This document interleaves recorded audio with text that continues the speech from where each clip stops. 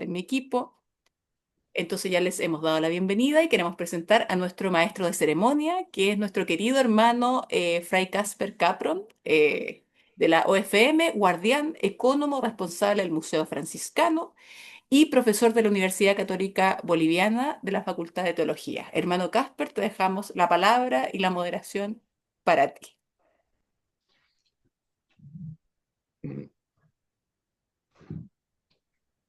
Muchas gracias a todos. Se puso INEAI. Sería bueno. Ok.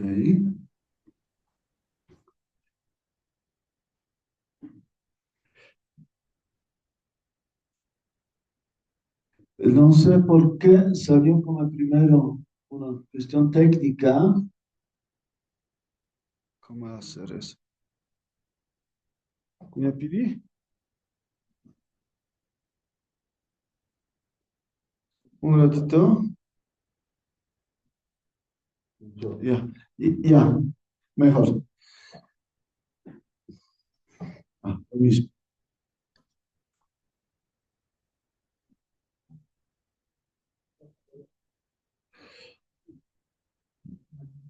Debería yo aparecer como anfitrión.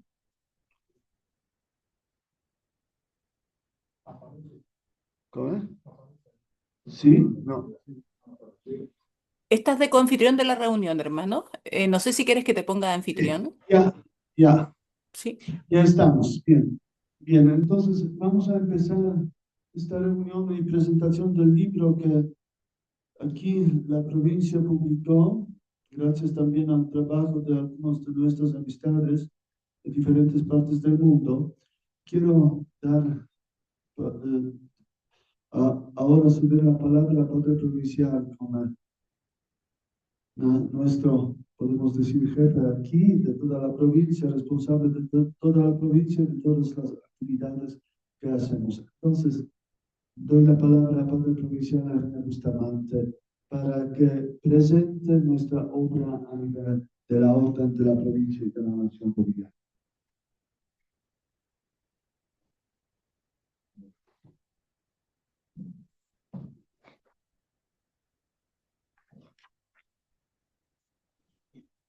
Muy buenas tardes, queridos hermanos y hermanas. Paz y bien a todos. Hoy, 16 de julio, celebramos aquí en La Paz 216 años de la gesta libertaria. Estamos de fiesta en La Paz, pero también a nivel de nuestra provincia, hoy celebramos un aniversario más como provincia. Nos alegramos por todos los hermanos que formamos parte de esta provincia misionera San Antonio en Bolivia. Estos años, como orden franciscana y como familia franciscana, estamos viviendo con mucha alegría y esperanza la gracia de celebrar 800 años ya hemos celebrado la Rosa Inmaculada, la Navidad de Grecio, el año pasado los estigmas de San Francisco y este año el Cántico de las Criaturas, que es una síntesis de toda la espiritualidad de San Francisco. Hoy, conmemorando ya el bicentenario de la independencia de Bolivia, los franciscanos en Bolivia hacemos la entrega al país, un aporte muy importante para la memoria histórica y la investigación académica. La presentación del libro Copiador de Cartas y Oficios de Fray Antonio Abellá, prefecto comisario del Colegio de Moquegua. Esta obra, editada por los investigadores Azarú Juster y María Agustina Morando, y también con la gran colaboración de nuestro hermano Fray Castro.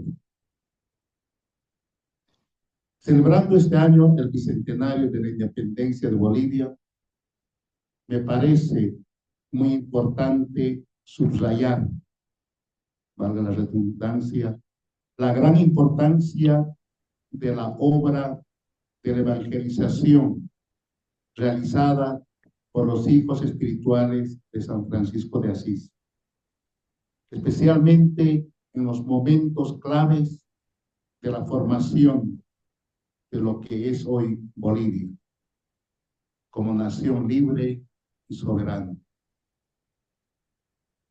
Los misioneros fueron uno de los principales promotores y defensores de la diversidad cultural y étnica que poseemos como nación y que sigue siendo uno de los principales orgullos del pueblo boliviano, pero también haciendo aportes significativos en áreas de la educación y la salud, en los distintos ámbitos. También nosotros, los franciscanos de hoy, celebrando el bicentenario de Bolivia, podemos decir que estamos llamados a continuar esa gran misión de nuestros primeros misioneros, que desprovistos de la arrogancia de los conquistadores, se ganaron algo muy importante, el afecto y la confianza de los indígenas. Ellos vivían en pobreza, en sencillez, y donde compartían algo fundamental, las mismas condiciones de vida que los nativos, lo cual generó un vínculo fuerte y sincero para la conversión. A través de esta obra, invito a todos a ser agradecidos con Dios, que trajo a este hermoso país el mensaje de salvación, sirviéndose de una generación de varones evangélicos, que desprendiéndose de todo, vinieron a estas tierras. Para mí, como ministro provincial de esta provincia, este es un acontecimiento muy importante, un gran aporte a la celebración del bicentenario de nuestro país. Esa rica experiencia, esa rica misión que han realizado nuestros hermanos misioneros franciscanos. Para nosotros hoy es un gran desafío. Serán otros tiempos, otros contextos para continuar esa gran misión, pero especialmente en esos tiempos de la formación de lo que hoy es Bolivia. Muchos tal vez desconocen, por eso digo que Bolivia es muy franciscana, porque en tantos lugares en misión han ido contribuyendo y trabajando precisamente con los más necesitados, con los más humildes, con los más pobres, compartiendo con ellos enteramente toda su vida. Es para nosotros una gran alegría presentar este libro y agradezco a todos quienes han hecho posible, los investigadores que hice referencia, pero también a nuestro hermano Casper. Y hoy como provincia también a nosotros franciscanos nos toca afrontar ese gran desafío, pero también como familia franciscana podamos avanzar en eso y continuar en esa gran misión.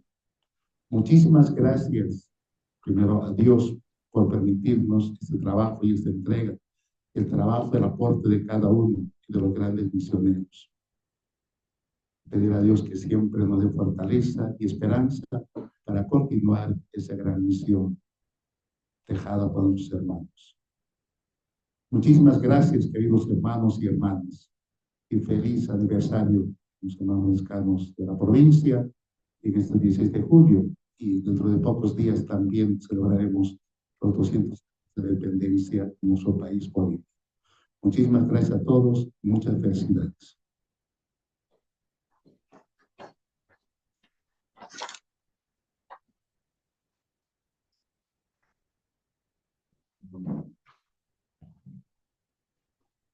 Gracias al Padre Ministro Provincial de nuestra provincia, Bolivia.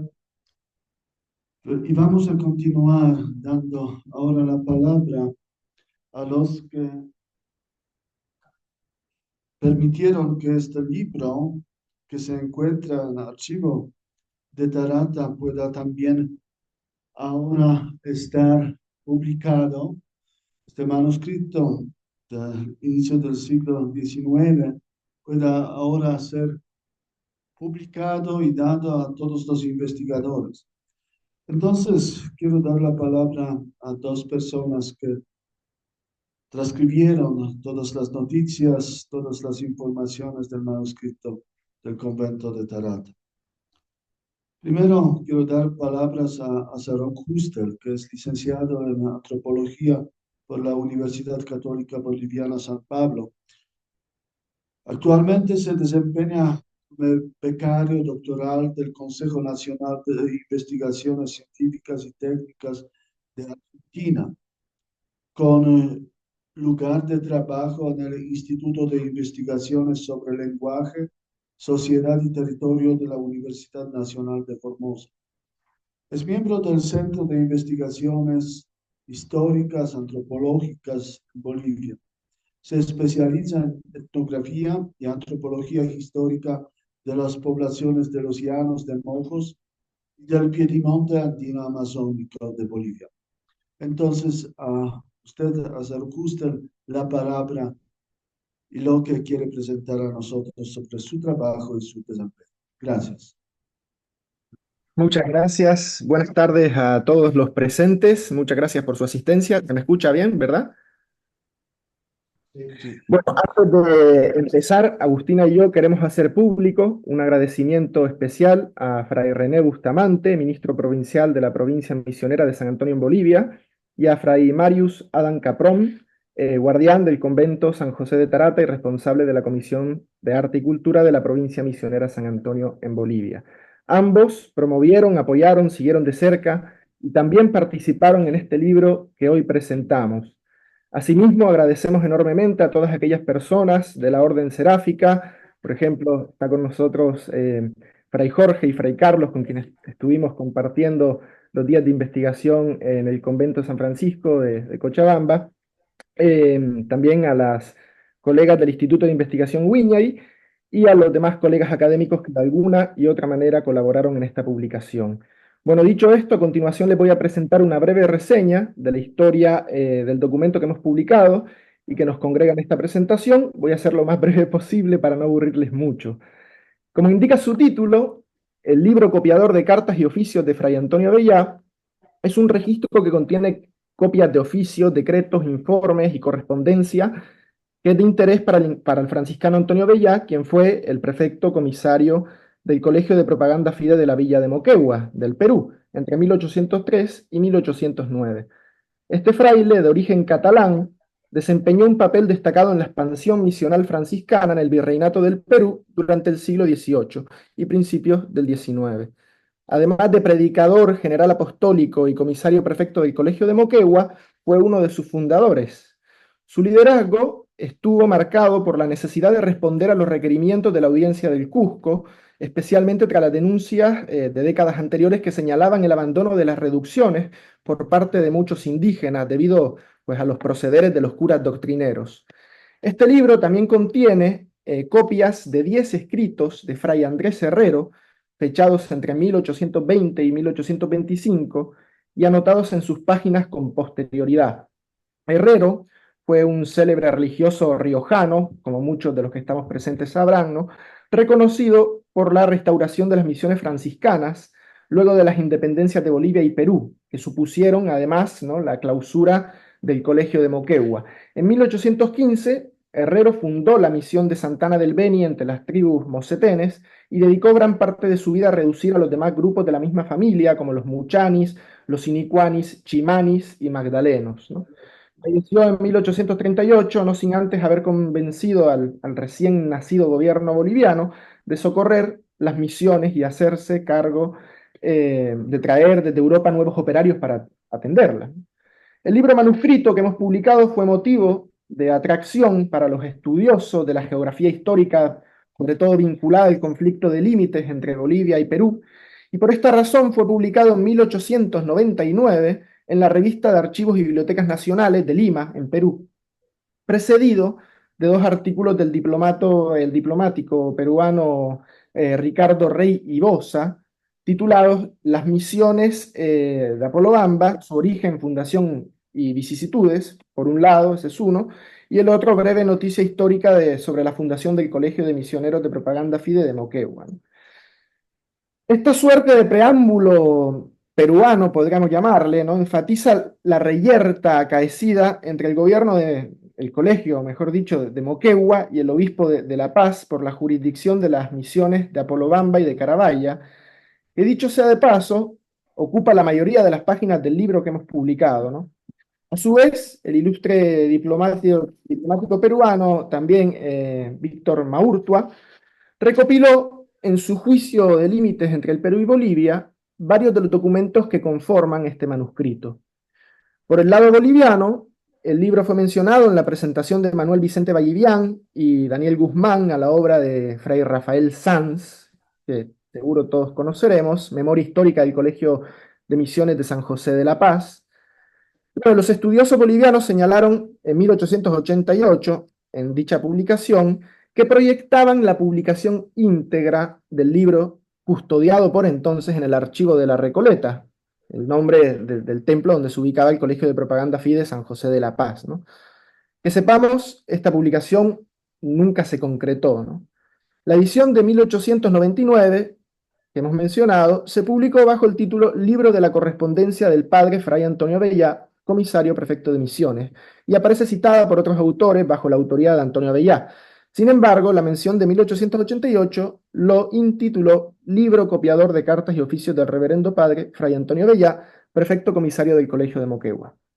A las intenciones anteriores se sumó una más moderna de Fray Mauricio Valcanover, quien estaba preparando una nueva edición que debía ver la luz en 2010. La versión de Valcanover, que hemos podido consultar en formato Word gracias a la cortesía de Fray Marius Adán Caprón, iba a ser publicada con el título Libro de copias de cartas y oficios, en el número 3 de la colección Fuentes Mayores de la editorial Bolivia Franciscana.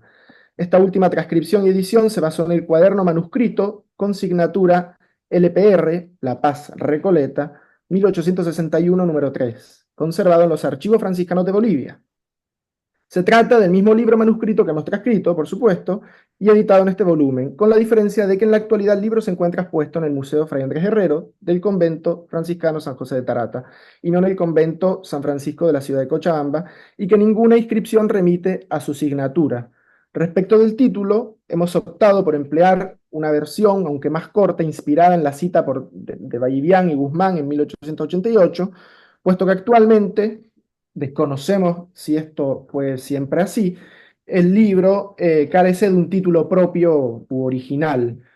A esto, por una cuestión de claridad, le hemos sumado las fechas límites de la documentación, tanto referente al periodo de Abellá como referente a los escritos de Andrés Herrero. Entre la publicación de 1899, la tentativa del 2010 y la presente edición existen significativas diferencias que es necesario señalar. En primer lugar, los textos de las dos primeras versiones son una mixtura ortográfica. Sus transcriptores respetaron en ciertas partes y modernizaron en otras la ortografía original de los documentos, ¿no?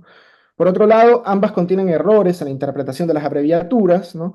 Y bueno, a pesar de ser conscientes de que la modernización de la ortografía facilita la lectura del texto, es cierto, por expresa solicitud de los miembros de la orden, de los frailes menores, en esta edición hemos respetado la ortografía original, a excepción de las abreviaturas, ¿no? Que han sido cuidadosamente desplegadas con la mínima modificación.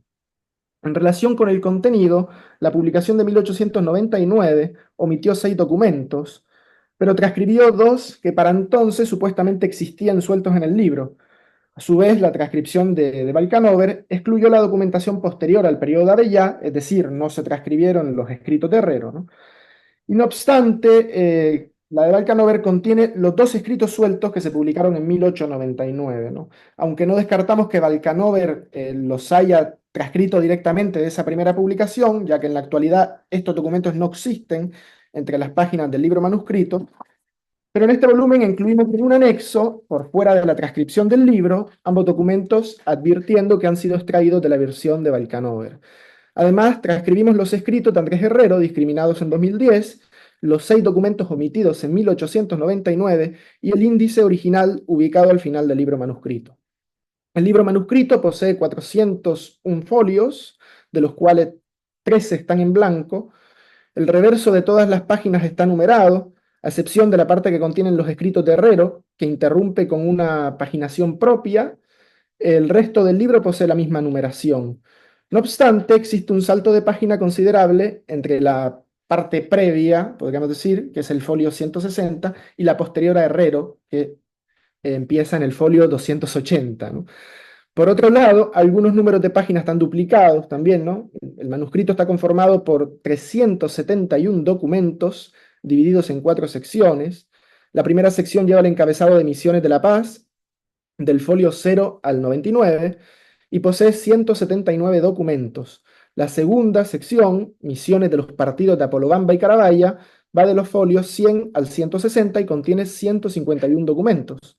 La tercera se corresponde con los manuscritos de Fray Andrés Herrero, del folio 1 al 36, como les decía, tiene una paginación distinta, y está conformada por 10 documentos, de los cuales 8 son cartas y 2 son doctrinas cristianas en las lenguas leca y mosetene, ¿no? La cuarta sección se titula Misiones del Cusco, de los folios 280 al 299, y contiene 41 documentos. Y al final aparece el índice original de todo el libro, que ocupa 4 folios. Como algunos deben saber, el objetivo del proyecto misionero de Moquegua eran los indígenas infieles que habitaban en las tierras al oriente de la cordillera de los Andes, entre el Cusco y La Paz, pero el proceso evangelizador había comenzado décadas atrás en algunos rincones de esa extensa geografía. En Mojos, por el este, con los jesuitas, entre 1675 y 1767, en el río Alto Beni, por el suroeste, con los dominicos, entre 1674 y 1702, y en los alrededores del río Tuichi, en el área central, con los agustinos, entre 1615 y 1759, y con los franciscanos, entre 1680 y 1759, ¿no? De hecho, algunas de las misiones protagonistas de los documentos de este libro fueron otrora de la Orden de San Agustín, como Mapiri, Tipuán y Huanay, ¿no? Y otras por su parte son netamente franciscanas, como las reducciones norteñas de Ixiamas, Tumupasa, Jesús María de Cabinas, Santiago Pacahuaras y Nuestra Señora del Carmen de Toromonas, hoy justo conmemorando a la Virgen del Carmen. El manuscrito que hemos publicado proporciona noticias, además, sobre la configuración étnica de esta extensa región oriental, formada por las provincias de Larecaja, Carabaya y Cusco, que aunque en su conjunto no representan un soporte etnográfico sobresaliente, permiten complementar algunos nichos de la lengua, la población, la fisionomía, la cultura y las relaciones interétnicas de los grupos indígenas que quedaron bajo la órbita de las misiones franciscanas en la selva, ¿no? En este sentido, las informaciones más recurrentes remiten a las relaciones entre indígenas y misioneros, así como las relaciones entre los grupos indígenas de distintos orígenes y ámbitos, ¿no? Tratándose de documentación sobre misiones entre infieles, uno de los tópicos de este libro remite a las características de las poblaciones indígenas a las que los misioneros trataron de llevar el Evangelio, ¿no?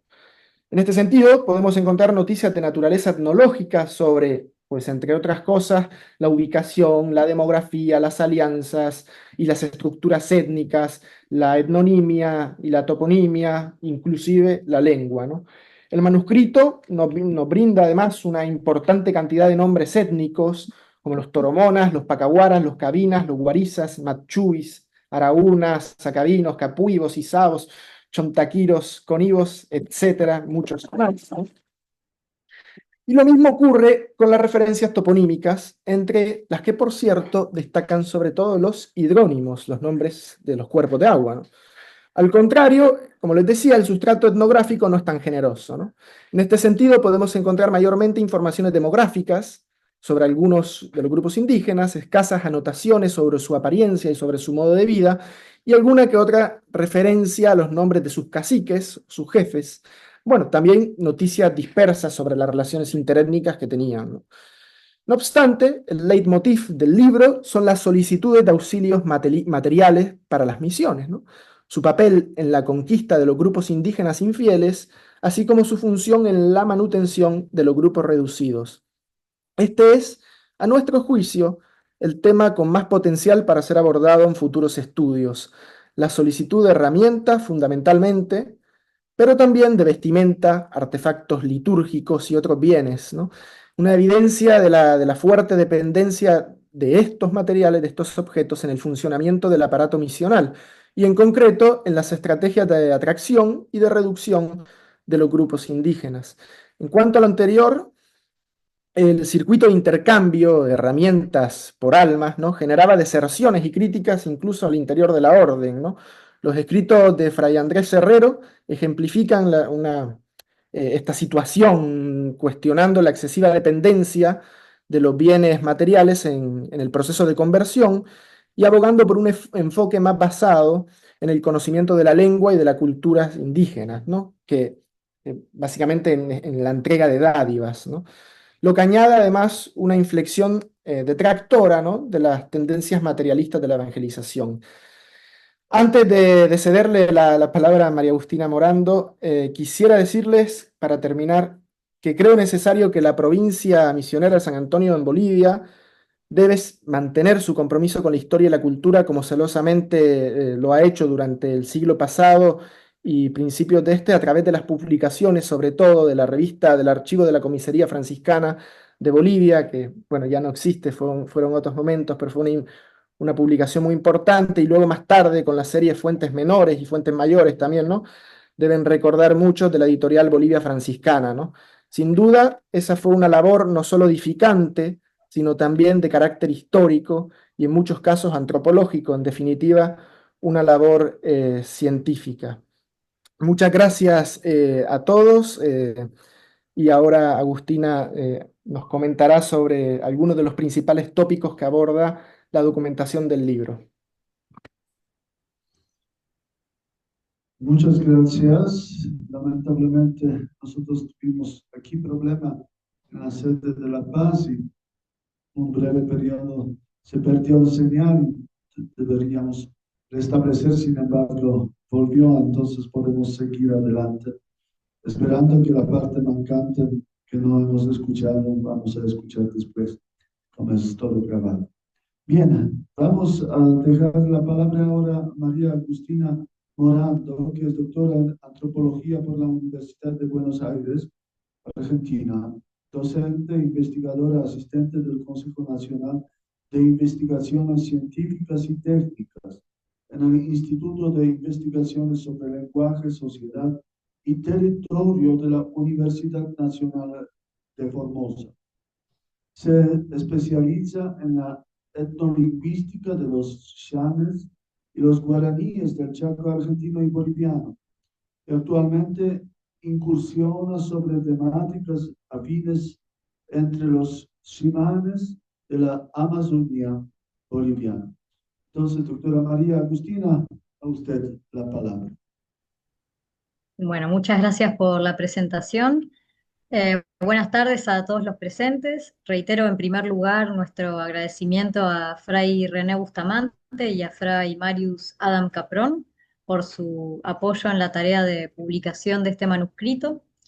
A Fray Jorge y a Fray Carlos, que están aquí conectados y con quienes también hemos compartido parte de nuestro trabajo de archivo en Cochabamba, y a las colegas de Wiñay que están trabajando con el soporte técnico. Me gustaría entrar ahora en detalle brevemente sobre el contenido de este libro Copiador de Cartas, propiedad de Antonio Avellá, y en el contexto en el que fue producido. La empresa misionera de Moquegua no tuvo desde sus inicios el camino totalmente allanado. Múltiples factores constriñeron su avance en estas regiones, como consta en los intercambios epistolares que componen este libro. Uno de ellos lo constituían las enfermedades. Afectando tanto a franciscanos como a los indígenas, las enfermedades dejaban entrever la vulnerabilidad compartida en el contexto de la misionalización. Los religiosos, expuestos a condiciones precarias de salubridad y alimentación, sufrían frecuentes dolencias. De hecho, en este libro son habituales los pedidos de apertura de hospicios en Paucartambo y La Paz para alojar a los misioneros enfermos y ancianos. A su vez, eh, estas enfermedades también afectaron a las poblaciones indígenas. Y al respecto, el caso documentado más notable es el de una peste mortal que habría devastado toda una reducción de Toromonas en 1806. Otro de los obstáculos para el establecimiento y continuación de las misiones en Moquegua tiene que ver con la escasez de operarios. La falta de recursos humanos repercutía directamente sobre la capacidad de los misioneros para cumplir sus tareas misionales. El asunto se profundizó durante un periodo de restricciones que impedían la llegada de nuevos operarios de España debido a los distintos enfrentamientos bélicos en los que estaba involucrada, bueno, España y Europa en general, como la Segunda Guerra de Coalición, la Guerra Anglo-Española, más tarde las guerras de independencia hispanoamericanas. La correspondencia que consta en este libro también refleja una tensión entre las autoridades religiosas del Colegio de Moquegua, la provincia franciscana de Charcas, y el obispo de La Paz, especialmente en cuanto a la gestión y jurisdicción de las misiones, asunto que ya fue abordado, entre otros estudiosos, por Rafael Sanz, Nicolás Armentia y Fernando Domínguez. La topografía fue otro inconveniente significativo para los misioneros en su intento de contactar a las poblaciones de infieles en estas regiones remotas. Durante la temporada de lluvias, que se extiende entre los meses de octubre y marzo aproximadamente, las pampas se vuelven intransitables debido a la formación de lagunas y curichis. Los ríos aumentan considerablemente su caudal, también dificultando las comunicaciones tanto entre la sierra como en los llanos. Los caminos se volvían casi imposibles de transitar a pie incluso, y sin el apoyo de guías locales, animales de carga y otros suministros, los misioneros enfrentaban la incapacidad de adelantar sus reducciones o incluso de emprender nuevas conquistas espirituales. Por su parte, el establecimiento y la manutención de las misiones, de las misiones dependía ineludiblemente de los auxilios económicos que provenían de las cajas de la Real Hacienda. Los misioneros requerían auxilios para cubrir las necesidades básicas de su subsistencia, como alimentos, vestimentas, útiles litúrgicos y otro tipo de suministros. Y los auxilios también se destinaban a la construcción de infraestructura esenciales para la empresa evangelizadora, como caminos, templos, viviendas, que facilitaban la vida y el trabajo de los misioneros, así como al establecimiento de nuevas reducciones. La documentación contenida en este libro abunda en pedidos de enseres cotidianos para la vida en la misión. Por ejemplo, en abril de 1804, Antonio Abellá solicitó una serie de objetos necesarios para el establecimiento de religiosos en una población de indígenas guarizas. Algunos de estos eran cuchillos, agujas, fierros, machetes, hachas, abalorios, sortijas, zarcillos, tijeras, barretas, cubias, formones, serruchos, barrenos, cazuelas, chocolateras, jeringas, bayetas y frazadas. Entre estos pedidos resultaba imprescindible contemplar ciertos productos alimenticios imposibles de conseguir en las tierras de los infieles, por ejemplo, carne de oveja o cabra deshidratada, garbanzos, manteca, payares, bizcochos. Y asimismo los auxilios solían contemplar armas de fuego como escopetas y fusiles con sus respectivas municiones y pólvora. Otro tipo de ayuda solicitada incluía la compra de materiales necesarios para la labor religiosa. Entre estos encontramos las siguientes: vajillas, por ejemplo, cálices, patenas, copones, vestimentas, por ejemplo, casullas, estolas de distintos colores, albas, sobrepelices, libros como misales y doctrinas, campanas, relojes, imágenes religiosas y crucifijos. Los auxilios permitían a los misioneros vivir en condiciones relativamente cómodas en medio de la soledad y la pobreza de las selvas. Y su escasez preocupaba a las autoridades religiosas, quienes sabían que el sacrificio de los misioneros tenía límites y que tales condiciones podrían desanimar a futuros operarios llegados de España. Mientras que algunos de los auxilios eran destinados a la vida en la misión y al consumo de los religiosos, otros se reservaban para entregar a los infieles como forma de intercambio. La estrategia de obsequiar herramientas y otros bienes materiales como incentivo para establecer relaciones con los indígenas generó un debate entre los propios misioneros que quedó plasmado también en los intercambios epistolares. De hecho, algunos defendían la entrega de objetos novedosos como una necesidad sine qua non para ganar la confianza de los indígenas. Por ejemplo, en un informe escrito en octubre de 1804, Fray Antonio Serra escribió que había logrado realizar una entrada a un pueblo de guarizas a quienes les entregó cuchillos, machetes, hachas y abalorios con la promesa de regresar a visitarlos y acercarles más herramientas y vestimentas. Según Serra, los guarizas estaban impacientes, en términos, eh, los mismos términos que lo pone él, de que se atrasara eventualmente el ofrecimiento de estos objetos, por lo que el religioso acordó con el jefe que se encontrarían al cabo de 5 lunas. Eh, para Serra, estos regalos no solo eran necesarios para reducir a los guarizas, sino también a sus vecinos Tormonas y Machuis, algo que debía hacerse con la mayor brevedad posible. De hecho, en un oficio del padre comisario Fray Antonio Avellá de diciembre del mismo año, se advierte que a los pocos días del regreso de Serra de su visita a los guarizas, 14 indígenas guarizas viajaron hasta allí para cerciorarse de la veracidad del ofrecimiento, enfatizando la necesidad de cumplir con ellos para evitar el evidente peligro de sus repentinas irrupciones. Este episodio da mucho para hablar, da mucho para discutir, pero por cuestión de tiempo lo voy a cerrar con la siguiente cita de Fray José Figueiras, que dice sobre la insistencia de los guarizas lo siguiente, cito textualmente: todos querían ser cristianos, querían padre y querían herramientas. Cierro la cita. Eh, Estas dádivas eran un imperativo categórico en el proceso de contacto de los misioneros con las naciones infieles. Sin cuchillos, hachas, machetes, entre otros, los misioneros no podrían haber evangelizado reducido, siquiera tal vez haberse acercado a los indígenas.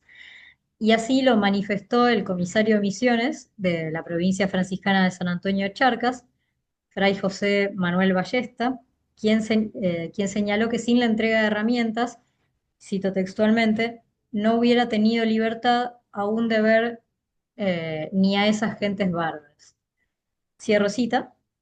La fiebre de los regalos había llegado a tal punto que en 1806, Fray José Figueira, misionero entre los Toromonas, tuvo que viajar a La Paz con la finalidad de conseguir herramientas que le reclamaban los indígenas, eh, quedándose Fray Antonio Serra en calidad de rehén entre aquellos para garantizar que Figueira regresara con los regalos prometidos. Pero en las antípodas de la colección de documentos en los que se reclama el otorgamiento de grandes cantidades de herramientas, vestidos y otros insumos como estrategia principal para la conversión de los indígenas, se encuentran también en este libro de copias de cartas, copias de cartas de Fray Andrés Herrero.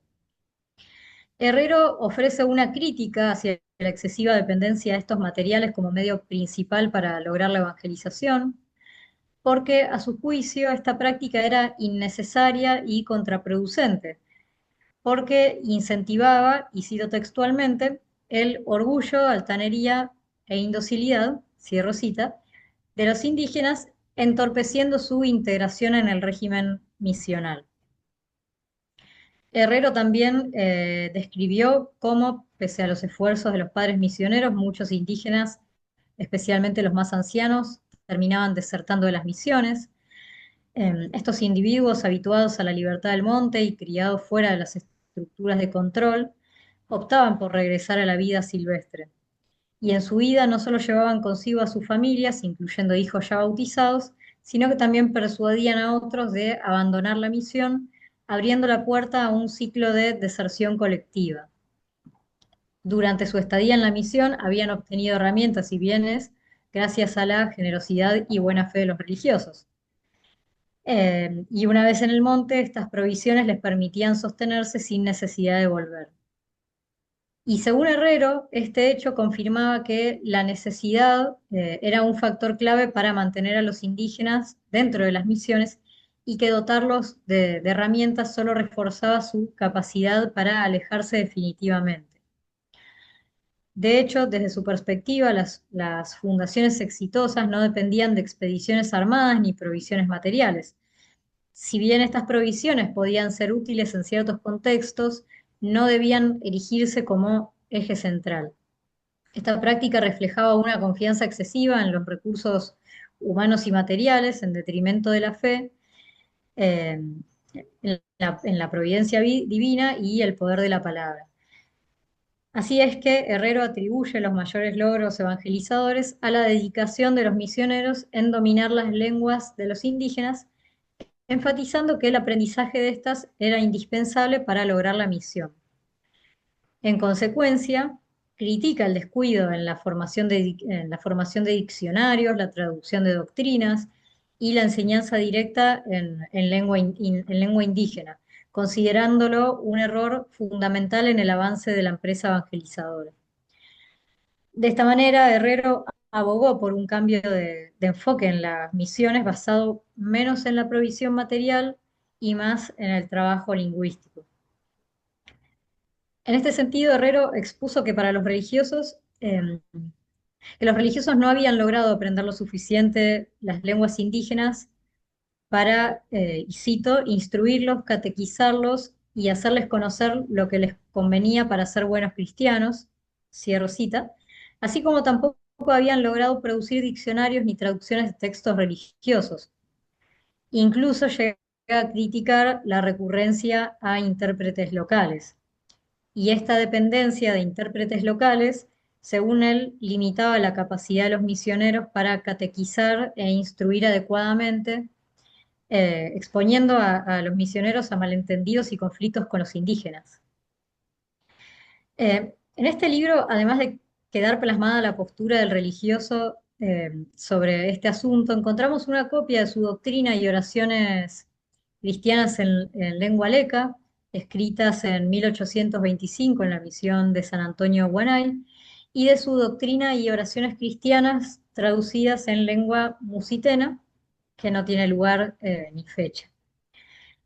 El primero de estos textos fue publicado por el lingüista argentino Samuel Lafone Quevedo en 1905 como parte de un análisis de la lengua leca basado en esta doctrina y en registros del franciscano José Cardús de 1886. Y el segundo sí, fue impreso en 1834 en Roma. Pero aquí encontramos dos copias manuscritas. Acerca de las informaciones demográficas, la documentación nos proporciona cifras muy diferentes. Por ejemplo, se habla entre 40 y 70 o más de 200 familias de toromonas, divididas en 3 pueblos, también de 10 pueblos de machuis, formados por 400 individuos, 2 o 4 pueblos de araúnas, y demás cifras bastante imprecisas sobre los sacabinos y los tiatinahuas.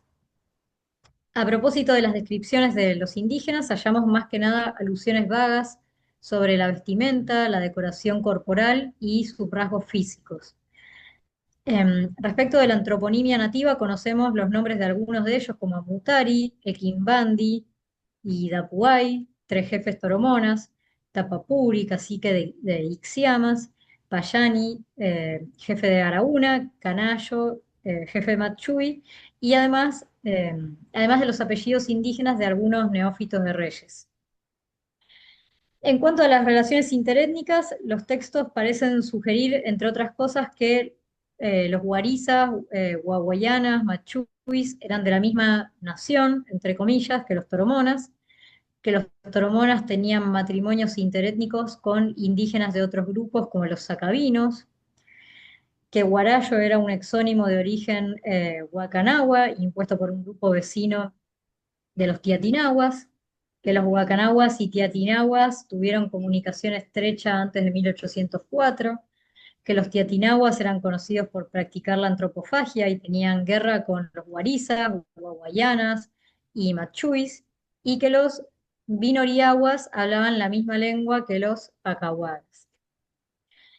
Bueno, ya para ir cerrando, el libro Copiador de Cartas y Oficios de Fray Antonio Abellar es un valioso testimonio histórico que permite observar la administración y los desafíos logísticos de las misiones franciscanas a principios del siglo XIX, por un lado, así como adentrarnos en la compleja interacción entre los misioneros, las autoridades eclesiásticas y civiles de la colonia tardía y las poblaciones indígenas selváticas en un escenario de misiones de frontera por otro.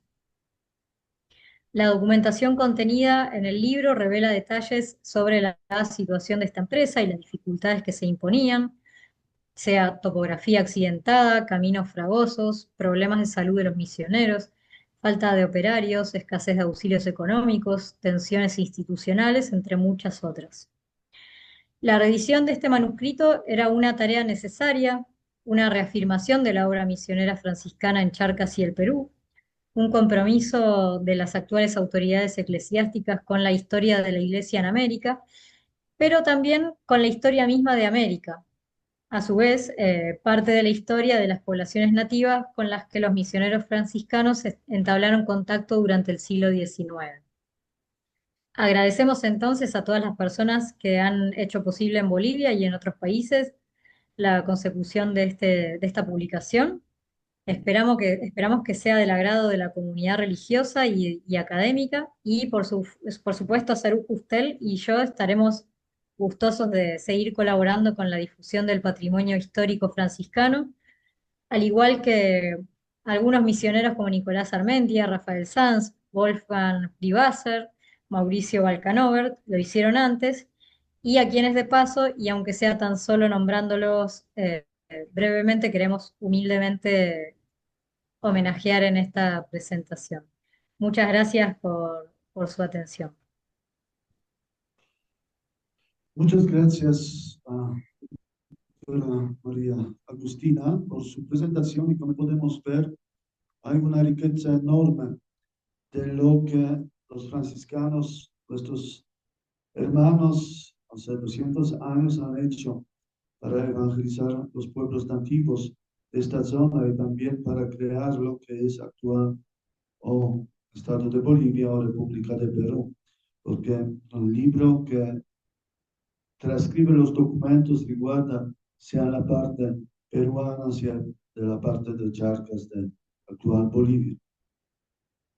Para complementar algo de mi parte, yo no quiero entrar en lo que hicieron ya Azaruk o María Agustina. Usted, quiero más bien aquí, viendo que también están conectados nuestros estudiantes de la Casa de Cochabamba, Jorge, su maestra. Estamos también aquí reunidos y están varias personas de diferentes lugares del mundo conectados. Y yo quería solo brevemente presentar algo sobre nuestro gran patrimonio que tenemos, sobre nuestras bibliotecas. Voy a hacer una breve presentación. Sí, Verónica podría hacerme anfitrión para que pueda. Hermano, te hago anfitrión de inmediato. Mientras te pregunto si es posible que tengas el micrófono un poquito más fuerte. No sé si en la sala se escucha bien, pero aquí en la transmisión, no sé si soy solo yo o también los presentes en la transmisión escuchan un poco bajito. Viene, voy a hablar más fuerte, solo que se crea eco aquí. Ya, hermano, tú eres anfitrión. Muchas gracias, solo voy a.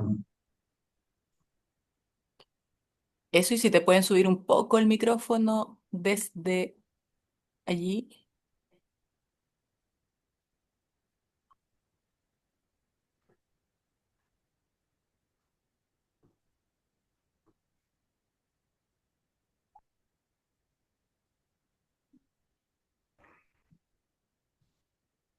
Bien, ustedes van a ver como una presentación, nosotros aquí veremos como ya un documento completo.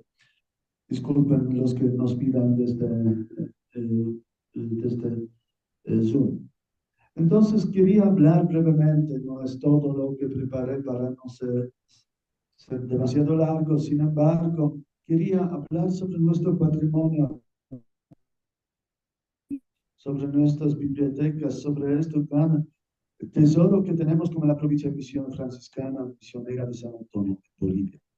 Hace un mes, no, un poquito más, aquí con el hermano Octavio estuvimos en Sucre para recibir también los reconocimientos.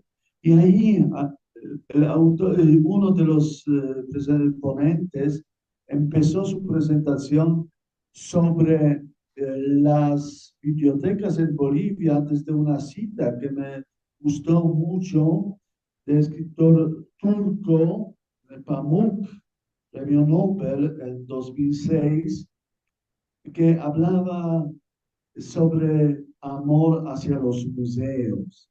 Él escribió un libro, El Museo de la Inocencia, un libro que recibió el premio Nobel y es una historia de amor, una historia de pasión entre un joven miembro de la burguesía de Estambul, en Turquía, y una chica de una clase muy baja.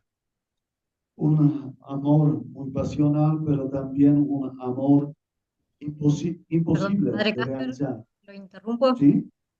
No está pasando la diapositiva.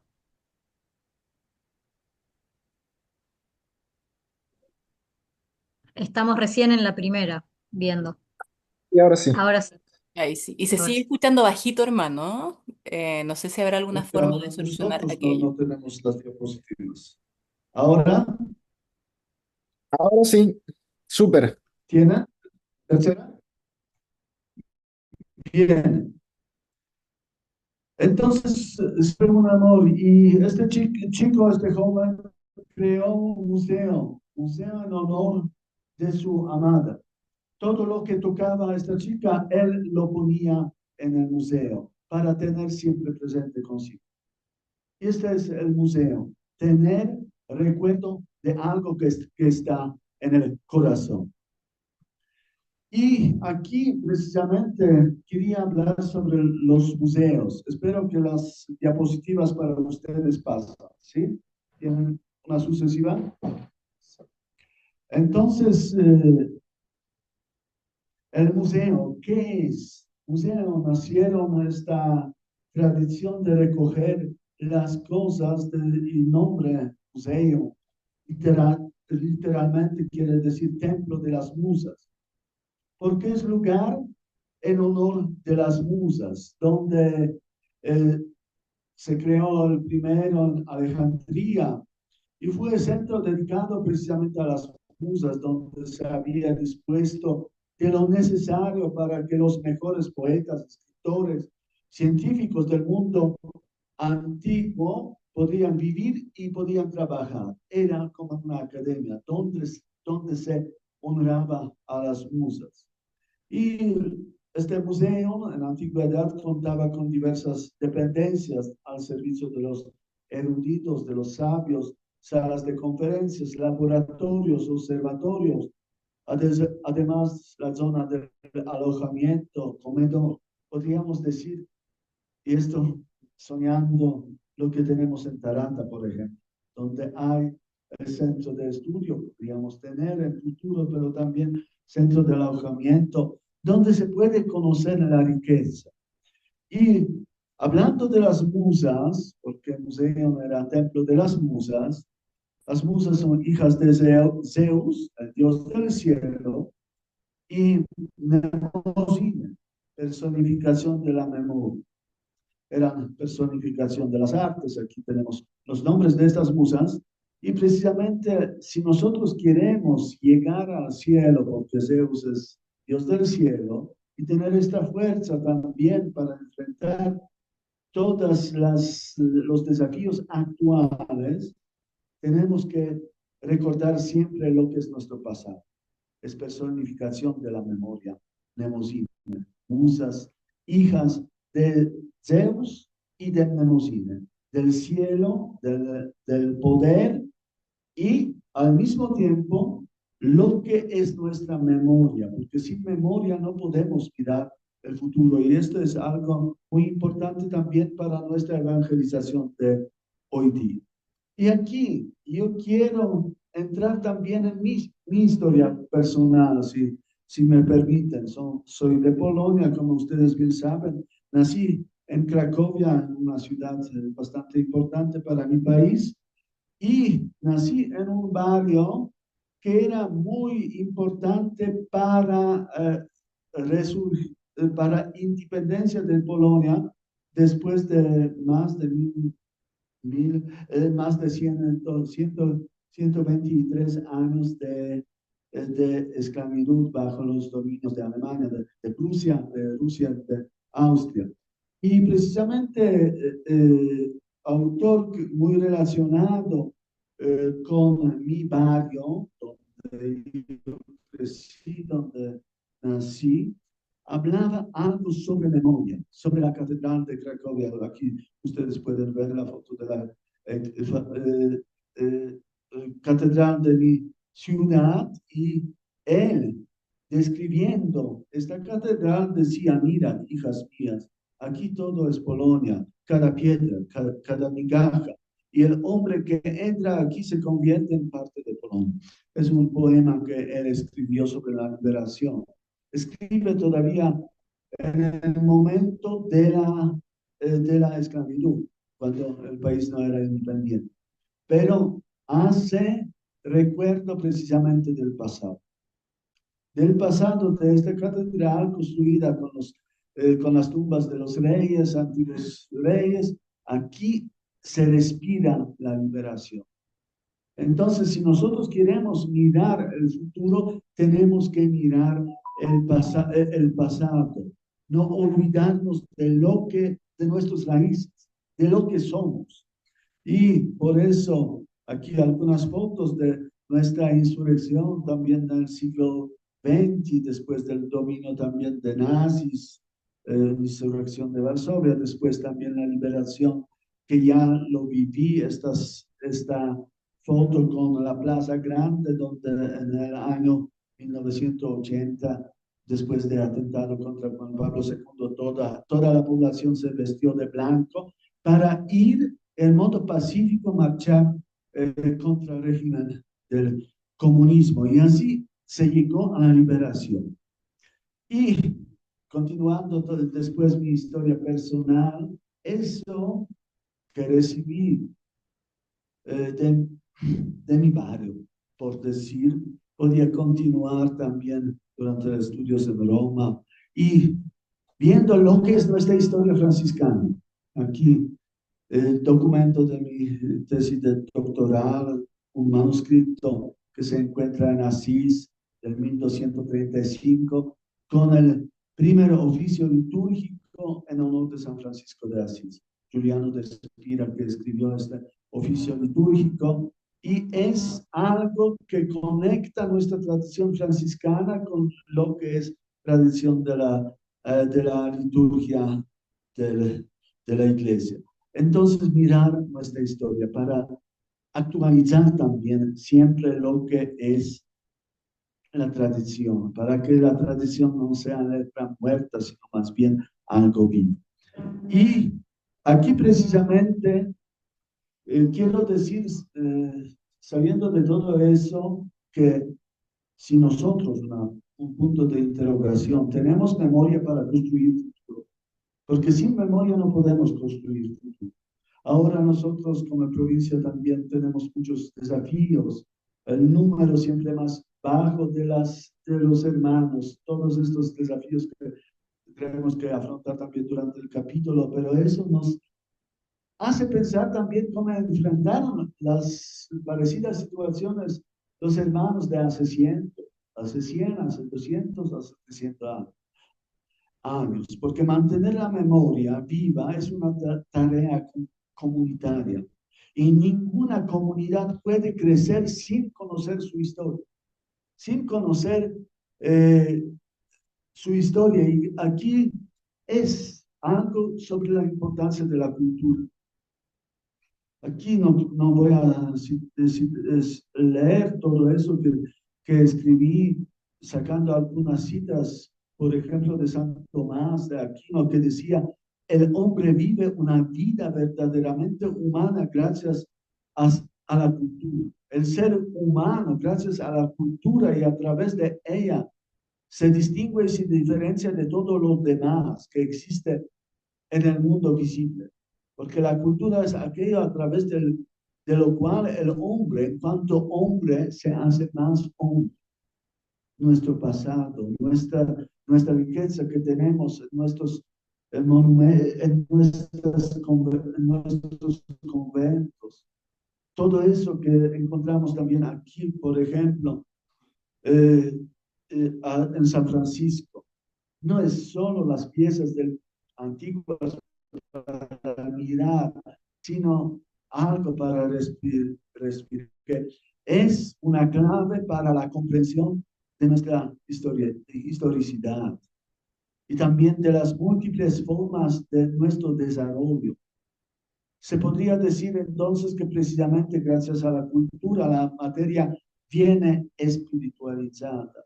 Y estas piezas del museo no es solo una pieza material, sino más bien el espíritu de alguien que transmitió algo de espíritu en obra de arte, en un libro, en lo que podemos mirar.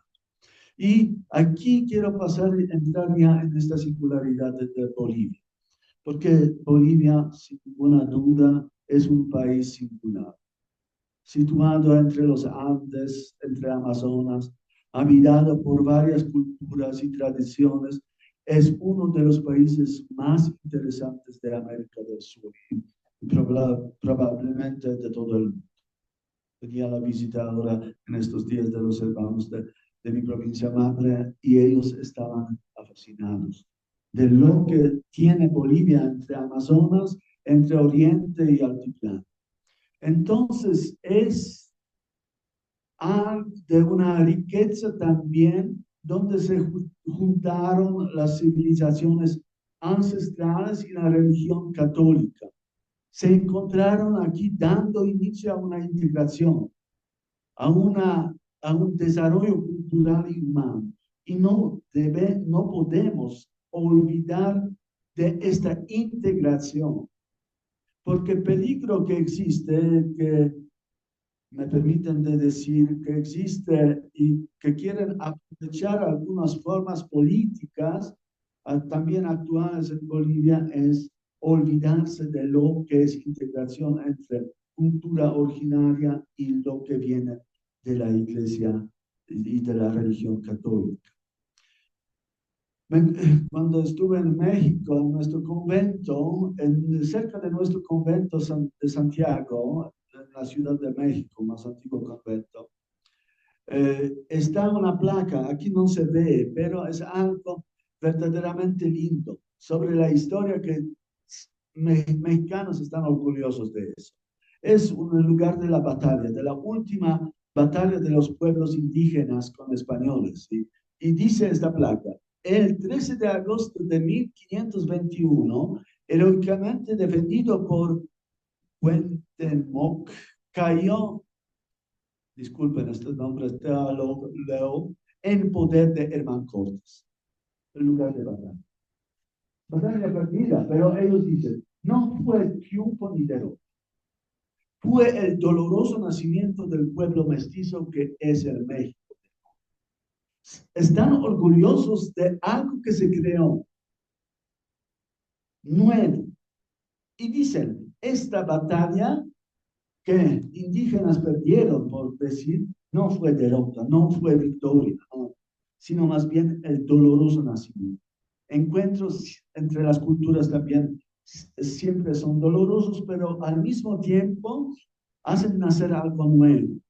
Y aquí es lo que nosotros como pienso religiosos, tenemos que oponernos fuertemente, porque esta narrativa de descolonización es falsa y peligrosa. Se crea una ideología y lamentablemente mucho se habla, hasta el Ministerio de Descolonización. Es una ideología, olvidarnos de nuestra historia. Historia también de triunfos, de derrotas, de lágrimas, de sangre, pero es nuestra historia. Lamentablemente, y esto vemos también en la iglesia sobre los casos de abusos, ahora se glorifica la víctima. Y hay un libro, salió un autor, Daniele Giglioli, italiano, que habla del elogio de victimismo hoy día. Quiero solo citar este breve paso. La víctima es el héroe de nuestro tiempo. Ser víctima otorga prestigio, exige escucha, promete y fomenta reconocimiento. Porque ¿cómo podría la víctima ser culpable o responsable de algo? La víctima no ha hecho, le han hecho. Y esto nosotros muchas veces podemos entrar en esta gloria del victimismo. Pero la persona verdaderamente consciente de su tradición, de su cultura, no necesita ser víctima. Asume también lo que tenía que enfrentar en su historia, pero lo asume plenamente y lo vive. El modo que se puede encontrar con otro a cara a cara. No desde la posición de víctima o de el que subió y ahora tiene que triunfar. Vemos esto en la iglesia, lamentablemente, que no se puede decir nada sobre los que se consideran las víctimas también del abuso, de los diferentes abusos. Entonces, es un libro verdaderamente bueno que nace en este contexto de hoy día, cuando se glorifica a las víctimas de todos los regímenes, olvidando que estas personas tienen su dignidad como tales y no necesitan asumir esta posición de víctima. Y por eso lo que es importante en nuestra vida es asumir toda la historia en su complejidad, porque la historia es siempre compleja, no es blanco y negro, no es todo rosa o todo negro, la historia no es encuentros entre las culturas. Crea un pensamiento complejo, adecuado, que debe ser humilde. Y se debe considerar que la realidad no se construye, sino que se descubre en un proceso largo, sin excluir nada y sin entrar en todas las formas de ideología, que puede ser materialismo, espiritualismo, individualismo, cientificismo, todos estos ismos. Entonces es algo que la historia investigada nos puede ayudar y por eso es tan importante la investigación de las fuentes primarias, de lo que tenemos aquí también. Porque una fuente primaria es una narración de primera mano de un evento, de un momento histórico, de lo que pasó. No es una transcripción de alguien que cuenta lo que alguien ha hecho, sino más bien la historia personal, subjetiva, sí, pero al mismo tiempo una historia vivida por una persona de sangre y hueso. Y estas cuentas son cruciales en toda la investigación académica, en los estudios históricos. Tocamos los diarios, entrevistas, documentos legales, documentos archivísticos, como aquí tenemos de compras, de compras de los terrenos, de los objetos que se ofrecían a los pueblos originarios, de todo eso. Y es algo sin filtrar, sin entrar en una ideología que se crea después. Y los ejemplos de las fuentes primarias son varias, no quiero hablar esto, entrevistas, encuestas, informes de laboratorio, datos en bruto, obras de arte también, novelas, composiciones musicales, todo eso que nace de la mano de una persona concreta que vive en un contexto histórico propio suyo. Y es algo, especialmente los manuscritos, que tenemos en nuestras bibliotecas, en nuestros archivos.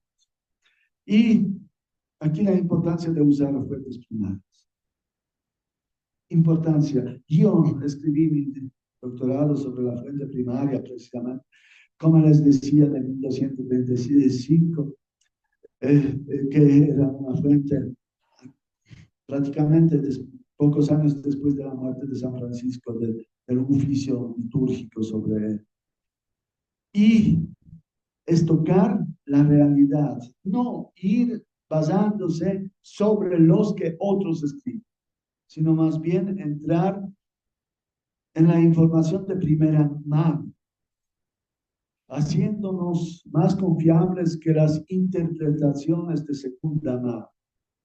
Por eso sería bueno que los estudiantes también de nuestros centros de estudios toquen lo que es este documento de la primera mano, los archivos, documentos, manuscritos.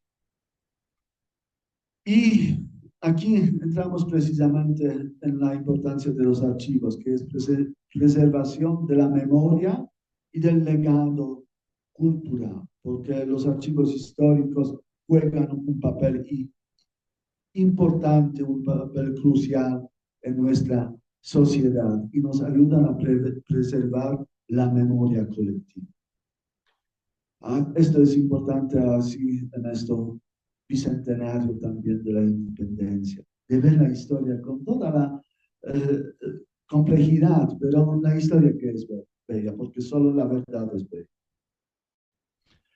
La historia de Bolivia es la historia también de la evangelización, no podemos olvidarnos, porque en muchísimas ocasiones fueron las órdenes religiosas las únicas interesadas en aproximarse a la periferia, a los pueblos originarios, como hemos visto en este documento. Nosotros, las órdenes religiosas, fueron acercándose a los pueblos más humildes. Nosotros, ¿cuánto hemos defendido los pueblos originarios? Contra lo que la política hoy día quiere decir que los religiosos destruyeron. Y la historia de los jesuitas es bastante ya conocida, pero nosotros muchas veces por ser humildes nos olvidamos que tenemos que promover nuestra historia. Y misiones franciscanas en Bolivia es una riqueza. Los tribus indígenas de Oriente, del Sur, del Norte, bolivianos, fueron las que más disfrutaron de nuestra humilde vocación evangélica. ¿Y cuántos frailes se aventuraron en las zonas alejadas, inhospitaladas del continente para llevar la palabra de Dios? Varios fueron los que sufrieron el rechazo, pero muchísimos lograron brindar sus enseñanzas a través de la coherencia de su apostolado y del amor sin par que mostraban por las poblaciones nativas. Tenemos que hablar de eso, tenemos que promover nuestra historia, a estas reducciones de la Paz, del Chaco, de la Amazonía, de Apolobamba. Todo eso es obra de los frailes que en estas rústicas lanchas o a pie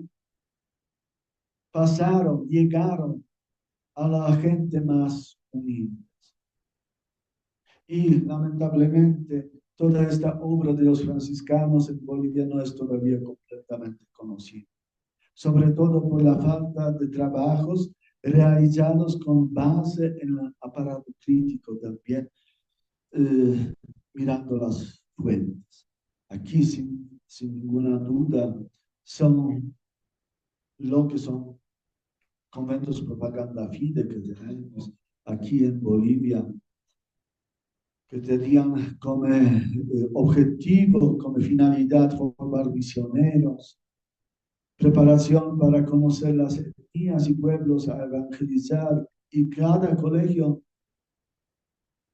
tenía que comprometerse con la atención exclusiva de unas regiones, de unas tribus determinadas a fin de no ser estorbados por otros misioneros. Es toda la, podemos decir, estrategia para evangelizar a, a los pueblos. Y tenemos toda esta documentación. Aquí tienen la foto de Tarija, las obras de Balcanova, de Calzavarini. Y sería bueno que continuamos con esta investigación para promover y permitir a los investigadores que entren en lo que es el Centro Eclesial de Tarija o Archivo Franciscano de Bolivia, la ciudad de Cochabamba. Estos son nuestros conventos, como Tarija, lo conocemos, Cochabamba con su biblioteca, nuestro La Paz aquí, Sucre, Tarata, Potosí, me faltó la imagen. Y por eso tenemos que mirar hacia el futuro. Tenemos esta riqueza que es algo para promover, para dar eh, a los investigadores también ayuda para que puedan, según lo que decía Papa Francisco en su mensaje sobre la reestructuración del archivo secreto del Vaticano o archivo apostólico vaticano, pero ponerlo en nuestro pequeño para dar acceso para que los investigadores serios puedan entrar y descubrir la riqueza que hemos hecho, que hemos ofrecido. Y por esta razón, nuestra provincia ya desde varios años está buscando también las alianzas estratégicas para promover, para dar acceso y continuar todo eso que es nuestra tarea también, las escuelas de arte, de música, el desarrollo cultural, el turismo religioso, teniendo como eje transversal la inclusión y promoción humana. Y aquí algunos elementos como visión. Vemos esta Bolivia, la Bolivia como un país de ricas tradiciones, culturalmente fuerte, orgullosa de sus raíces, diversificada, integrada, que es algo que tenemos que decir en la ocasión también de 200 años de la independencia. Y como misión nuestra, aspiramos a promover el acercamiento y la articulación de los diferentes actores estratégicos del desarrollo científico, cultural y turístico, para abrir, para dar acceso, en modo razonable, claramente, a toda esta riqueza. Y así son algunos objetivos: crear una plataforma de ideas, alentar una contraparte activa de estudio, fomentar la formación de los profesionales que sepan dar respuesta a las necesidades de la mañana, con algunos medios también, potenciar nuestra función cultural educativa de los museos franciscanos aquí de La Paz, de Potosí, Copacabana, Tarija, promover los trabajos también de investigación etnográfica, antropológica de los pueblos, como Chiquitos, Guaranes, pueblos del Chaco, y construir el futuro, como dijo, conociendo nuestra conciencia, nuestra historia, porque estamos conscientes que, que entre los bienes culturales, artísticos y bibliográficos, los archivos, las bibliotecas, los museos ocupan una posición privilegiada. Es de esta manera que nuestros guardianes, crónicas y archivos han sido muy celosos con la protección de los mismos, pero no es suficiente poner un candado para que los mismos estén seguros, porque incluso estando encerrados dichos documentos, los agentes de deterioro pueden causar daños. Por eso tenemos que promover y preservar, como por ejemplo esta edición. Muchas gracias. Gracias por largo pasaje, pero ahora pienso que damos espacio a una breve discusión.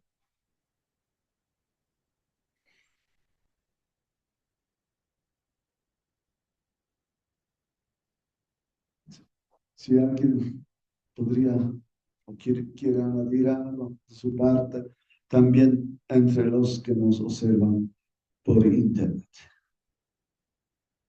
Si Verónica podría ahora tomar el rol de moderador.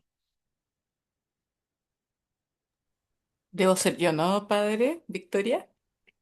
Victoria, Aquí estoy, sí, sí, sí. Muchas gracias, hermano, por sus bonitas palabras profundas y por su recorrido histórico y espiritual también por estas misiones. Muchas gracias, sin duda, a Azarú y a Agustina. La pregunta importante es si alguien tiene alguna pregunta dentro de los presentes y en tal caso o levanten la mano física o la mano virtual, de acuerdo con qué plataforma estemos. Si no, desde Wiñay vamos a partir con una pregunta para romper el hielo, pero esperamos ver qué dice la audiencia presente.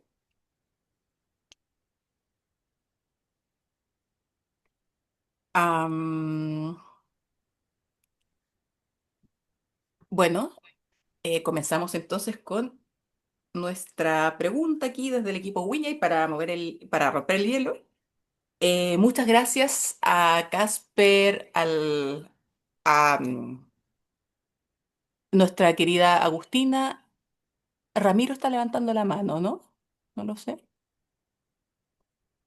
¿Sí? Ah, perfecto. Ramiro, entonces, antes de hacer la pregunta del equipo Guiñay, te cedemos la palabra a ti, por favor. Bueno, muy buenas tardes. No sé si se me escucha, perdón. Perfecto. Bueno, mi pregunta era un poco en relación a lo último con el padre Casper. Habló un poco de poder evangelizar de manera que hay una necesidad de evangelizar y que por nuestra humildad nosotros tal vez no estamos haciendo esto, ¿no?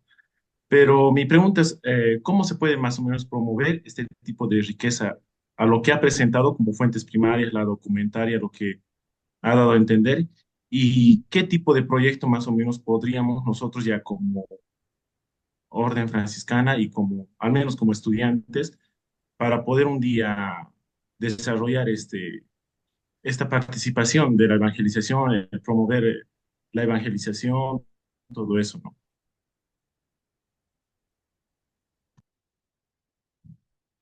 si puedo brevemente así, ustedes como estudiantes ya tocar algunos documentos, transcribirlos y hacer como el trabajo final de su carrera de la Facultad de Teología. Rodrigo aquí ha hecho un trabajo similar.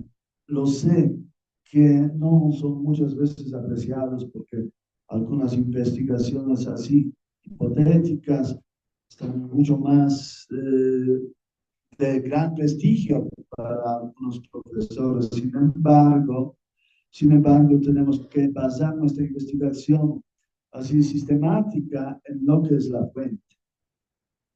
No podemos razonar sin tener la base de los raíces, porque así se crea ideología, no la verdad. Primero es la fuente y después la reflexión sobre la fuente, diciendo, primero es la Biblia, liturgia y padres de la iglesia y después nace la teología dogmática sobre la reflexión de estas fuentes primarias. Entonces, también sobre la espiritualidad tenemos que mirar primero la raíz de toda nuestra vida espiritual. Hagan algunas investigaciones sobre eso.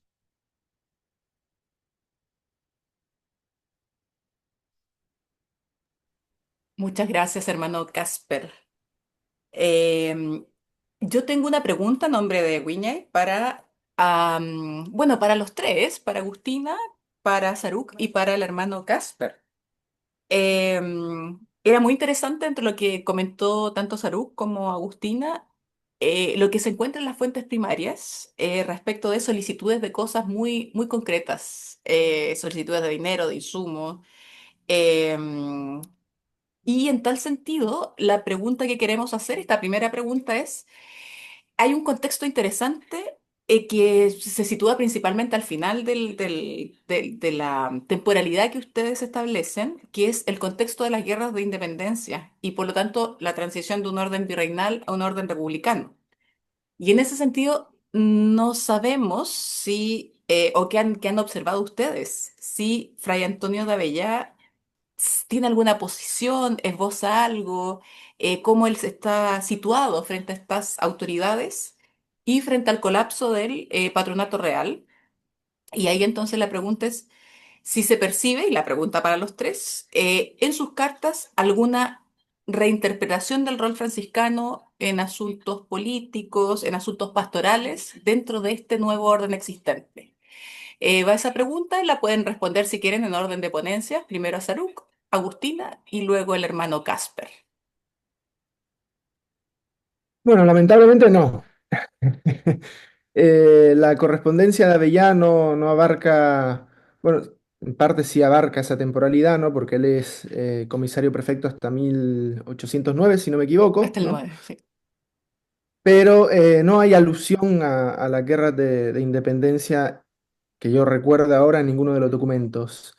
Lo que sí está bastante presente, bueno, no bastante presente, está presente, digámoslo así, en el documento, son, bueno, es la guerra con Inglaterra, ¿no?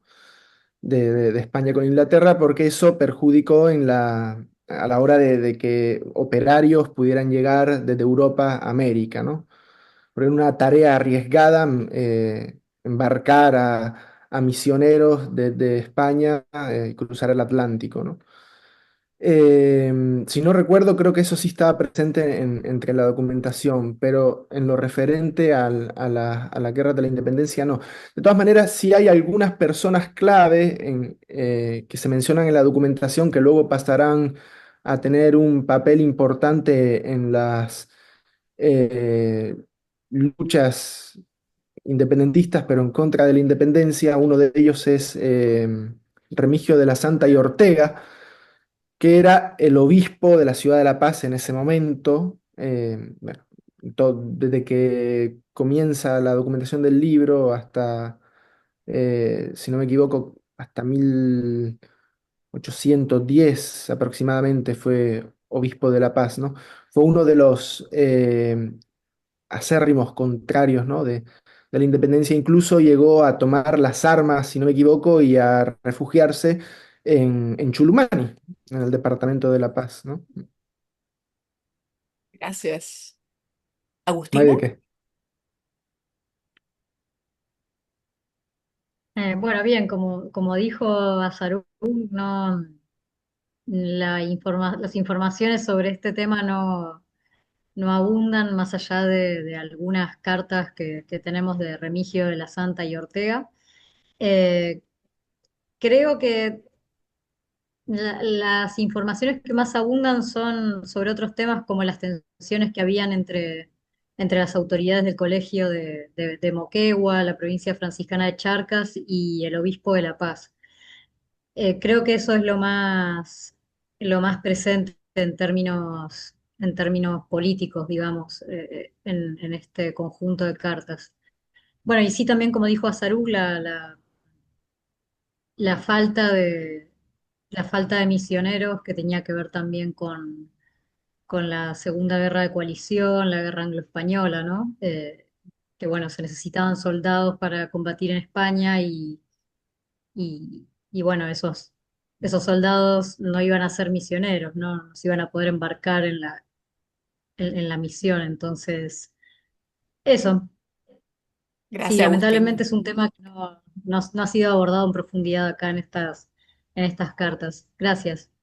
A ti, es que en ese sentido al hermano Casper le quisiera hacer una pregunta entonces más enfocada al tema pastoral, hermano, en relación con que, bueno, amigos aquí antropólogos que trabajaron también en el archivo comentan que no hay demasiada información explícita sobre negociaciones o la acción más política de los franciscanos.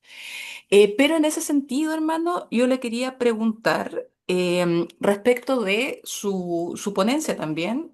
La orden franciscana tiene una particularidad muy pionera y es que dejan la vida conventual en las lejanías en el siglo XIII y es una orden que aterriza en el mundo, en las ciudades, para hacer acción ahí, obras de caridad muy corporales también. En ese sentido, hermano, quisiera ver qué elementos rescata usted de estas crónicas, de estos textos, de estas cartas de Antonio de Avellá, de su labor pastoral en el mundo, ahí donde, como decimos en Chile, donde las papas queman, donde están los conflictos, donde están las negociaciones también. Esa es por una parte la pregunta que observa usted dentro de estos documentos que ha visto de la acción franciscana concreta. Y estamos hoy en 2025. ¿Cuál es la vigencia que según usted tienen estos documentos de ser revisados y leídos hoy día? Así brevemente, para no entrar, para no prolongar demasiado también, lo que podemos notar es la cercanía de los frailes con los pueblos, que están adentro, no están afuera, sino más bien desde adentro, están con los pueblos, sí, con diferentes modalidades, pero siempre cercanos de los más necesitados también en momentos de los conflictos, o bélicos o conflictos también sociales. Y esto pienso que continúa hasta hoy. Aquí, hermano Octavio quiere también decir algo. Le da la palabra.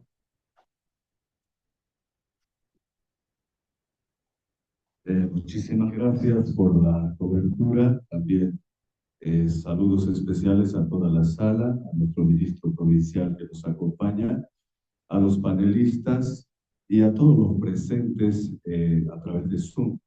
Yo quisiera hacer mención especialmente acerca de lo que nosotros en Pocosí, en el convento de San Francisco, habíamos realizado una actividad importante con ocasión de la Noche de Museos. Y allí presentamos la vida, por ejemplo, de Fray Bernardo, que prácticamente convirtió precisamente el convento en un lugar de resguardo de aquellos soldados que estaban precisamente en la lucha de la independencia.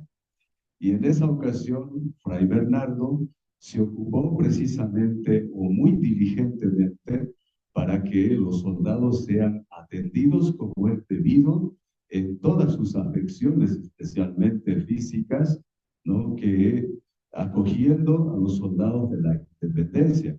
Conviene considerar este aspecto porque manifiesta una mano social, una mano de caridad desde su condición de ser, convirtiendo los conventos como si fueran precisamente un lugar donde tendrían que restablecer aquellos que han sido afectados físicamente en la guerra de la independencia. Además, pues lidiando precisamente con lo que dictaminaba la casa y al mismo tiempo con las autoridades del propio convento, pero que al final lo que prevaleció precisamente la mano caritativa de la Iglesia mediante los franciscanos para ayudar en esos efectos, ¿no? Quizás esto sea una referencia puntual del año 1825 a la hora de poder un poquito escudriñar qué es lo que van realizando los hermanos franciscanos en cada una de sus casas. Y no podemos decir menos precisamente de la actividad evangelizadora que realizaron los franciscanos en todo el acervo que ha dejado hasta ahora en el acervo histórico de las escuelas de Cristo. Porque yo tengo la percepción de que cuando me invitan a participar en alguna actividad de las escuelas de Cristo propiamente dicho, pues conocen más a un franciscano que, digamos, a un sacerdote del clero, por ejemplo, ¿no? Se identifican Esas poblaciones están netamente identificados con el sayal franciscano y con las características propiamente del franciscano. Es impresionante precisamente captar ese tipo de reacciones que tienen aquellos que han conocido a nuestros hermanos franciscanos en su quehacer evangelizador. Muchas gracias.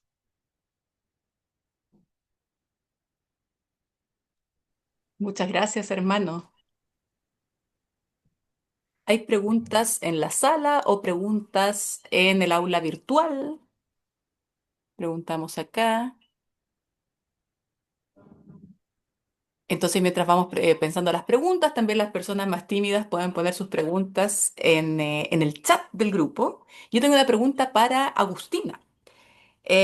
Bueno, me encantó mucho la parte de ambos de la ponencia, o quizá ambos pueden responder porque han trabajado codo a codo en esto. O más bien voy a separar las preguntas. Para Saruk, ¿cuál fue el desafío más grande dentro de este trabajo? Y para Agustina, aprovechando que tú trabajas con el tema de la lingüística, ¿crees tú que estrategias lingüísticas de los pueblos originarios han permitido actualmente preservar estructuras propias de ese pensamiento dentro de los marcos religiosos que posibilitan la conservación de esos textos? Si no me explico bien, me reexplico, ¿ah? Pero no sé si se entendió bien la pregunta. Ya me dices. Bueno, empiezo yo. El desafío más grande fue sacar tiempo para tratar de transcribir todo el libro eh, que publicamos. Porque como les dije, bueno, porque el libro existe todavía, y Dios quiera que siga existiendo. Más de 400 folios manuscritos, en diferentes letras a veces. Afortunadamente la letra era bastante buena, no era una letra encadenada quinientista, era una letra del siglo XIX, limpia, ¿no? El manuscrito se encontraba en muy buenas condiciones de conservación. Entonces, dentro de lo que cabe fue un trabajo bastante fácil. Sí nos tuvimos que apoyar de catálogos de abreviaturas, porque contenía muchas abreviaturas, ¿no? A la hora de interpretar algunas, la mayoría eran conocidas, pero sí, ahora no me viene a la cabeza, pero habían algunas que eran bastante rebuscadas. Y bueno, eso, simplemente. Muchas gracias, Azaruk. Agustina, te escuchamos. Bueno, la pregunta tiene como varias aristas, intentaré como resumirlas todas lo más brevemente posible. Eh, a ver, bueno, en primer lugar, bueno, es una pregunta que no tiene tanto que ver con este trabajo que se ha publicado, pero bueno, puedo reponer parte de mi experiencia trabajando con otros materiales franciscanos, porque yo trabajé bastante con lexicografía eh, chiriguana franciscana. De paso, quiero agradecer a Diego Oliva, el encargado del archivo de Tarija, que lleva a cabo una tarea realmente impecable, excelente allí. Eh, Trabajé con muchos materiales provenientes del archivo de Tarija, sobre todo gramáticas y diccionarios que se han hecho en distintos periodos, tanto colonial como republicano. Y eso por un lado. Esos materiales lingüísticos son realmente de un valor inestimable, incluso en los días de hoy. Y por otro lado, también, bueno, los misioneros franciscanos produjeron una cantidad enorme de textos religiosos en distintas lenguas indígenas. Yo puedo hablar más del caso chiriguano, que es lo que más me toca a mí.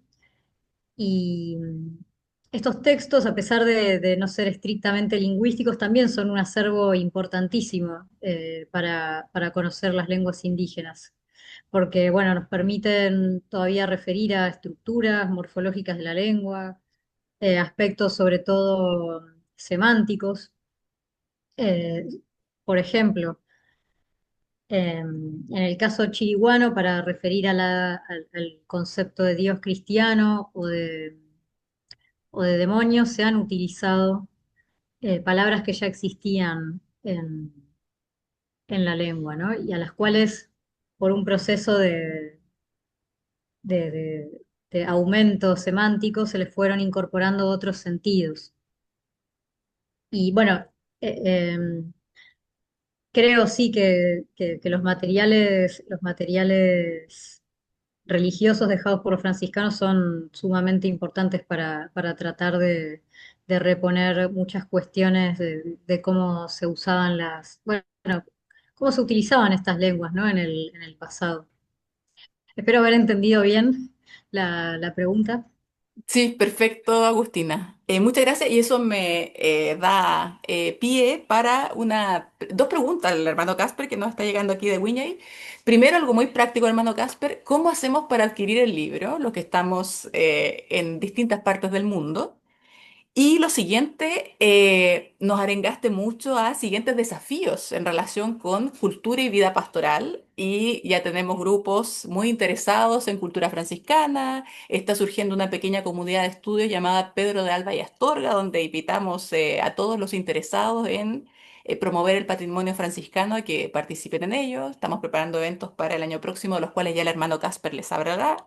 Pero entonces la pregunta es esa, ¿dónde conseguir el texto? ¿Cómo? ¿En qué formatos? Y desafíos próximos respecto de la relación entre cultura y vida pastoral. Y yo agradezco sobre todo a la posibilidad que aquí hemos encontrado por el gobierno provincial para poder entrar en los archivos y poder también publicar nuevas cosas de esta riqueza. Y hay proyectos. Azaruk, María Agustina ya nos ofrecieron algunas propuestas que pienso que se van a realizar, sobre todo que en estos días han encontrado algunos también cuadros, imágenes de nuestros hermanos franciscanos mártires de esta zona, de nuestra zona de Bolivia. Entonces son los futuros desafíos. Y voy a dar la palabra después al padre ministro provincial sobre estos aspectos también del patrimonio cultural de nuestra provincia, Bolivia. Sin embargo, el libro por ahora está aquí en físico. En futuro sí, podremos pensar de ponerlo también en forma virtual, pero por ahora en físico, lamentablemente solo en Bolivia se puede conseguir.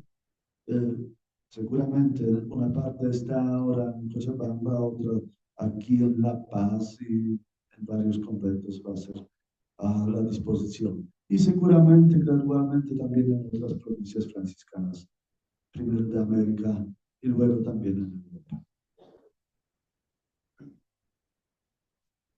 Ay, excelente hermano, gracias. Entonces esperamos noticias sobre próximos proyectos con Azarú, con María Agustina, con usted y bueno, toda la comunidad que se siga sumando. No sé si hay más preguntas dentro del espacio virtual o del espacio de la realidad aumentada entre Pienso el que público. ya estamos ahora aquí en Bolivia 6, en Europa, a Sí, en medianoche. Europa van a Entonces, ser las 12, así que quizá ya es tiempo de ir dando las palabras de cierre, ¿no, hermano? Le dejo entonces la palabra, por favor, no sin antes dejarles invitados para mañana a las 3 de la tarde para celebrar juntos el centenario de la coronación de la Virgen de Copacabana, al cual el padre les hablará un poco más, el hermano Casper. Hermano, la palabra es bien, toda suya.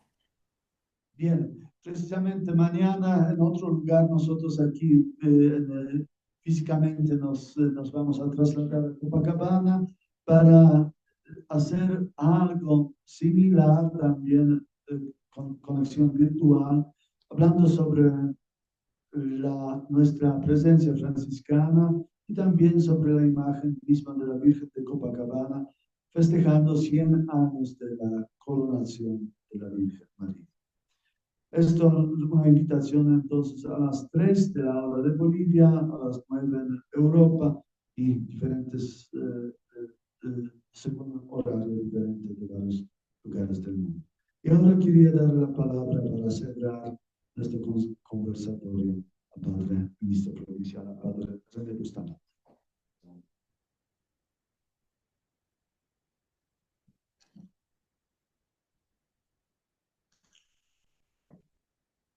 No, simplemente un agradecimiento a todos, a los que han trabajado, ¿verdad? Creo que han hecho un gran trabajo.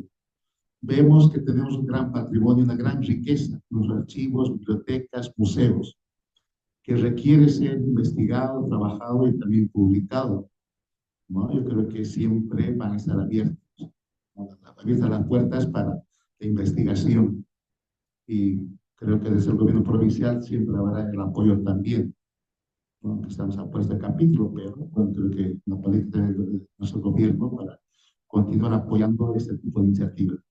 Agradecer a los dos, y también a Casper, que ha sido el nexo de nuestra provincia, ¿no? Con los investigadores. Agradecer a todos, y creo que mirar nuestro pasado, esa gran riqueza, valorar, asumirla, ¿no? Nos llevará siempre hacia el futuro para ver y trabajar también con mucha esperanza, con esa valentía de estos grandes misioneros y con ese compromiso de cada uno de nosotros. Muchísimas gracias a todos.